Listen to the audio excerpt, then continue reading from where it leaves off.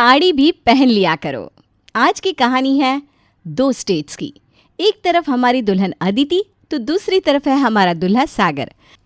ये दोनों जाकर मिले गुड़गांव में। यहाँ से शुरुआत हुई इनके प्यार की और फिर ये कहानी बनी यानी कि पंजाब और उत्तर प्रदेश की। तो पहले दिखाते हैं आपको इनकी शादी से पहले की कहानी।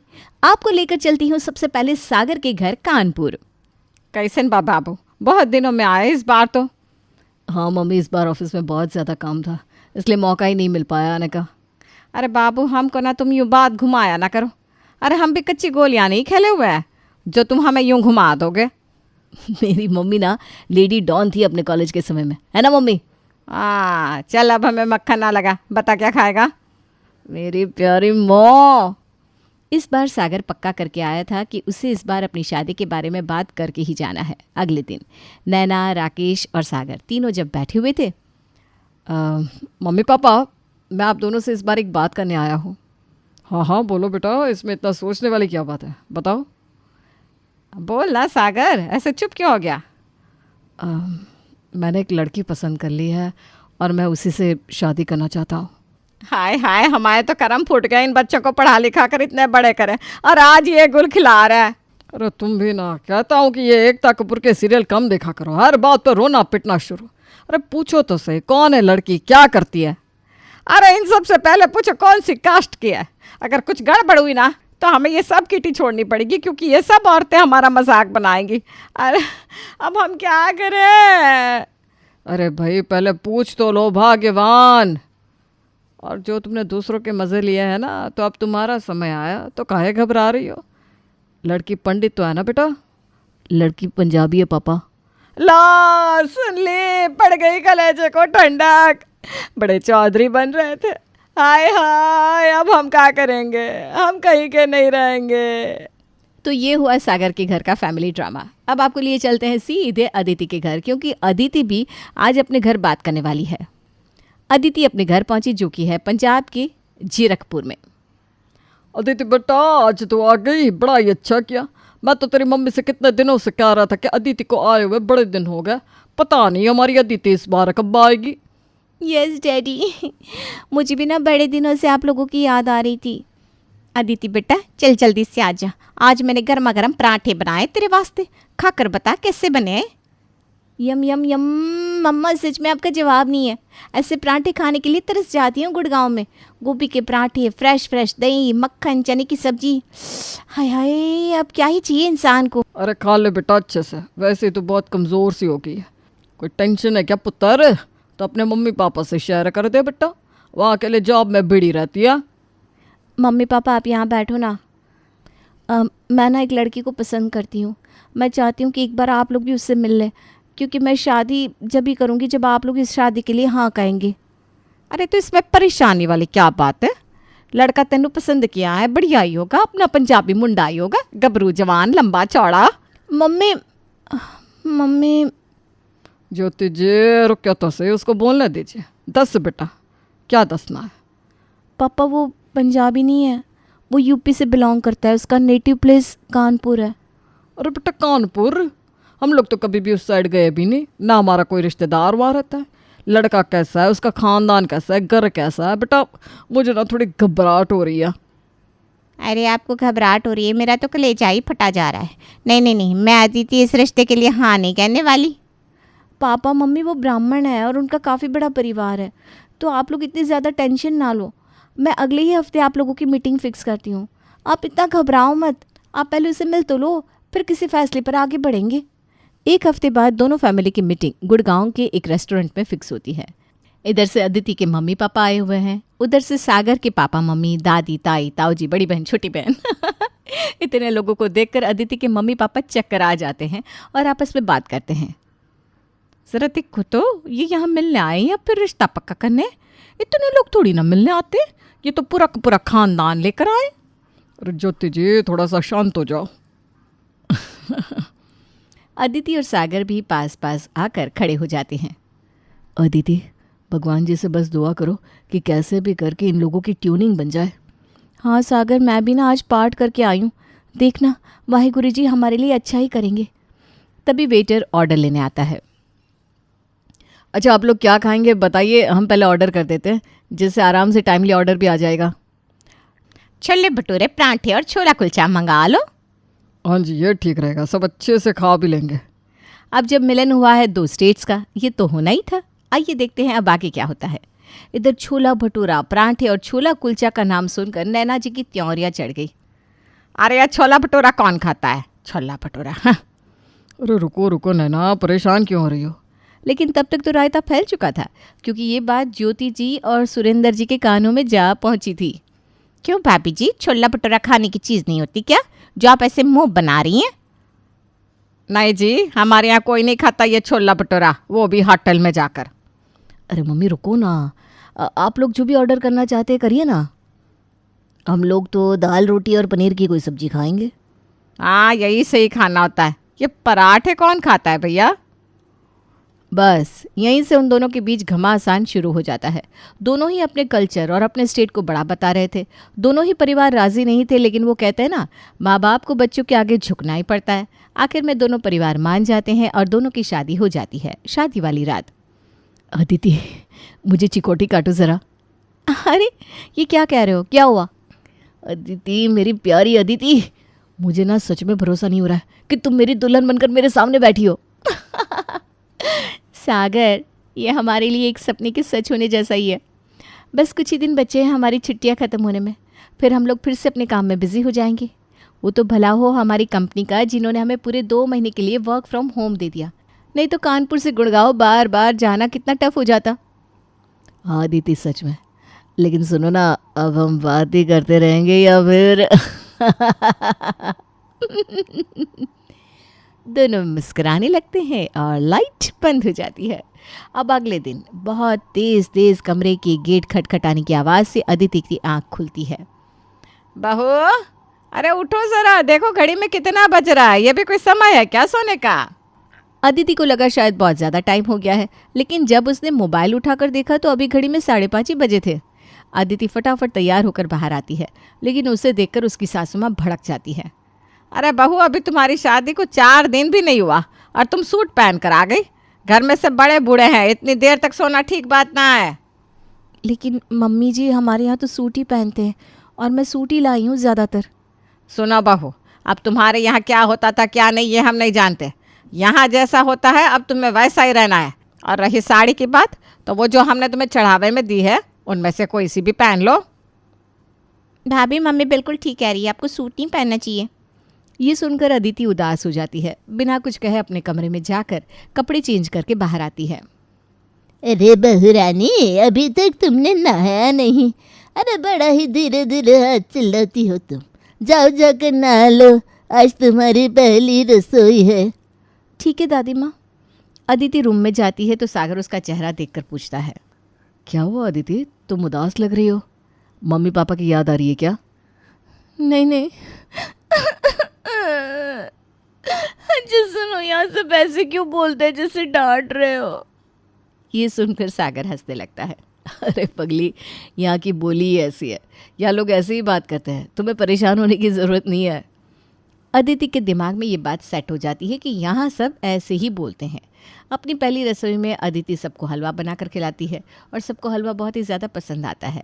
सब अदिति की बहुत तारीफ़ करते हैं और उसको शगुन भी देते हैं। अब 3 दिन बाद अदिति अपनी जॉब करने लगती है। फिर उस दिन सुबह सुबह, अरे बहू, तुम फिर ये सूट पहन कर बैठ गई, साड़ी पहनने में दिक्कत का है?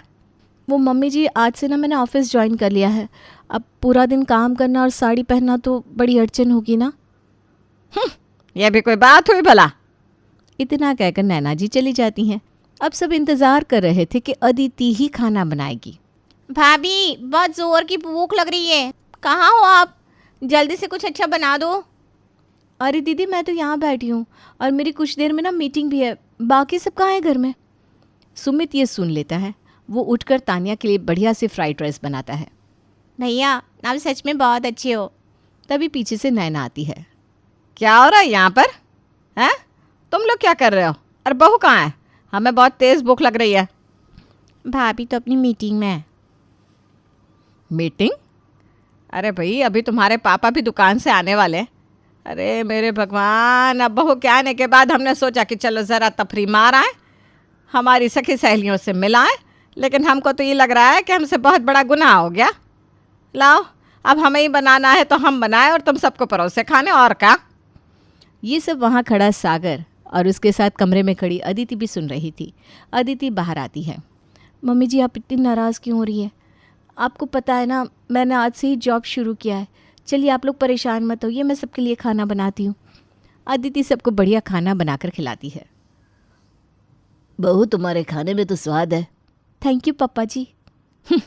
कभी हमारी तो ऐसी तारीफ नहीं की। आज 30 साल हो गया हमारी शादी को। ये सुनकर सब हंसने लगते हैं। रात में सागर अदिति से कहता है, thank you so much Aditi, जो तुमने आज मेरी परेशानी को समझा, क्योंकि मुझे खुद समझ में नहीं आ रहा था कि मैं कैसे उस सिचुएशन को हैंडल करूं। लेकिन thank you so much once again. आज मैंने जब मम्मी जी की वो बात सुनी तो मुझे लगा उनकी बहुत उम्मीदें होगी मुझसे, इसलिए मैं भी लीव का मेल करके किचन में आ गई। अब अदिति पूरी कोशिश करती है कि वो अपने परिवार को खुश रख सके और सब उससे खुश रहे। लेकिन सासू माँ को अदिति का सूट पहनना बड़ा ही खलता था। वो अदिति को किसी न किसी बहाने से साड़ी पहना ही देती थी। फिर एक दिन, बाहो, तूने आज फिर सूट पहन लिया। आज तेरी ताई सास आने वाली है, जाकर जल्दी से कपड़े बदला।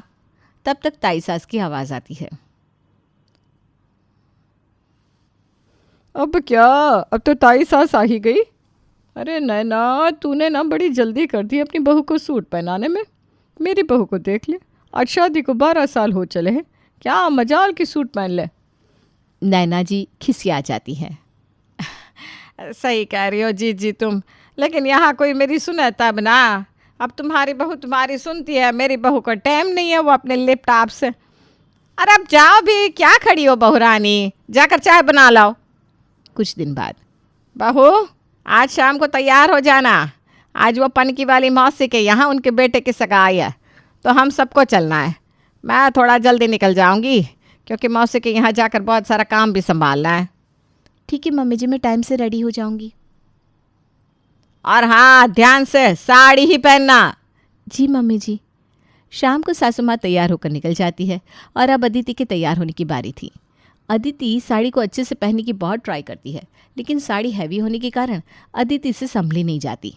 अरे अदिति, आप जल्दी भी करो, पता चला वहाँ पूरा फंक्शन निकल जाएगा। हाँ भाभी, जल्दी से रेडी हो जाओ। आपको अगर साड़ी पहनना नहीं आता तो आप पहले ही बता देती, मीनल दीदी को यहाँ बुला लेते। मीनल दीदी ना बहुत ही अच्छे से साड़ी पहना देती आपको। फिर अदिति गुस्से के कारण साड़ी उतार कर रख देती है और सूट पहनकर ही फंक्शन में पहुंच जाती है। वहां जाने के बाद अदिति देखती है कि सब अच्छे से तैयार होकर आए हैं और अदिति एकदम सिंपल सी लग रही है। तभी मीनल वहां आती है और अदिति को साइड में ले जाती है। भाभी, क्या हुआ है आपको? आप ऐसे तैयार होकर क्यों आई हैं?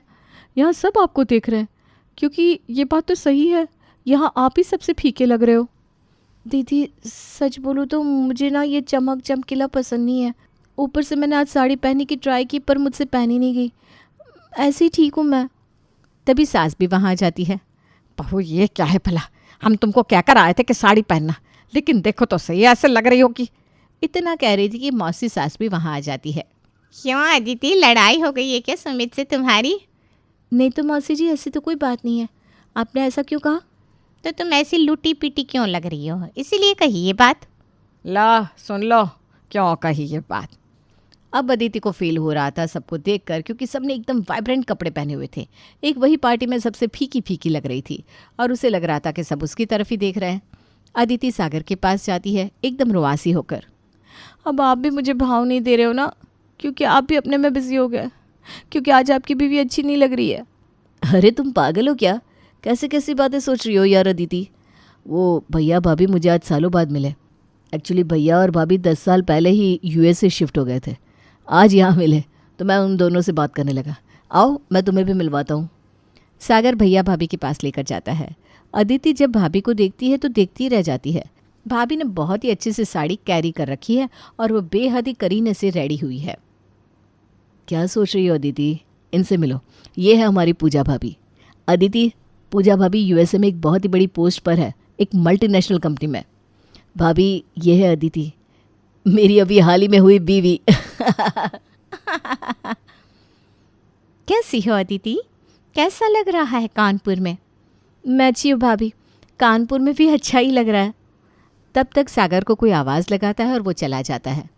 भाभी आपने तो बहुत अच्छे से साड़ी पहन रखी है। आपको साड़ी पहनना आता है? नहीं मतलब आप यूएसए में है ना इतने टाइम से। अदिति तुम यहाँ आओ मेरे पास, पहले तुम ये जूस पियो और बिल्कुल नॉर्मल हो जाओ। मुझे तुम्हें देखकर ना आज से 15 साल पुरानी पूजा याद आ गई। अदिति तुम्हें शायद पता ना हो लेकिन मैं भी हरियाणा से हूँ और पंजाब में हरियाणा में साड़ी बहुत ही कम लोग पहनते हैं। थैंक यू सो मच भाभी, आपने मेरी परेशानी को समझा। लेकिन मेरे साथ भी यही हुआ कि मैं जब भी कहीं जाती तो मुझे ना बड़ा इन्फीरियर फील होता। लेकिन फिर मैंने ठान ली कि नहीं, अब तो भैया जैसा देश वैसा भेष। और बस फिर मैंने भी साड़ी पहनने की प्रैक्टिस शुरू की और यहाँ के हिसाब से सब सीखना शुरू किया। और सच बताऊँ अदिति, जब सब एक जैसे हो तो हम भी उसी रंग में रंग जाए वही बेहतर है। और एक और बात बताऊँ अदिति, कुछ टाइम बाद जब तुम यहाँ से चली जाओगी ना तो जो साड़ी अभी तुम्हें आफत लग रही है, तुम यही साड़ी पहनना बहुत मिस करोगी। इधर सासू माँ को एहसास होता है कि उन्होंने पार्टी में अदिति को कुछ ज़्यादा ही डांट दिया। सब घर आते हैं। बहू कहाँ हो बहू? अब अदिति को लगा कि उसकी तो शामत आ गई। जी मम्मी जी। उदास लग रही हो, क्या हुआ? खाना खाया कि नहीं आज? खाया मम्मी जी। अच्छा मैं ये कह रही थी बहू कि मुझे लगता है कि मैंने तुम्हें कल ज़्यादा ही डांट दिया। अरे नहीं नहीं मम्मी जी। अरे तुम हमारी बात समझो बहू, अगर सब मेरी इतनी सुंदर बहू को देखकर कुछ कहेंगे तो मुझे कैसा अच्छा लगेगा क्या? मम्मी जी मुझे भी अपनी गलती का एहसास है, मैं भी आगे से इस बात का ध्यान रखूंगी। इस तरह सास बहू की जुगलबंदी से बात बन गई और अब अदिति गुड़गांव शिफ्ट हो गई और अब वो साड़ी पहनने का मौका ढूंढा करती थी और पूजा भाभी की बात उसे बहुत याद आती थी।